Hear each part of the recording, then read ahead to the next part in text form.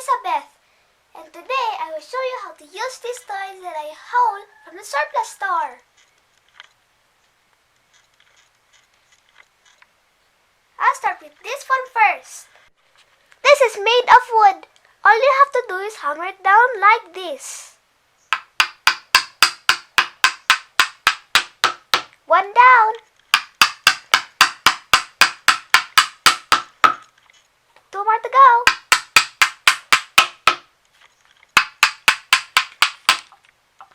And then flip it over.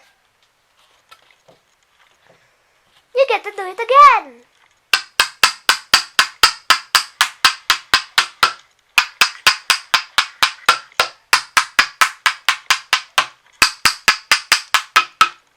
Next one is going to be the puzzle beads. All you have to do is like this.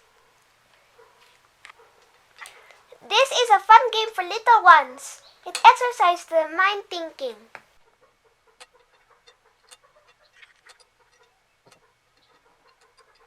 This third toy will help your child stack up and make it fit together, like this.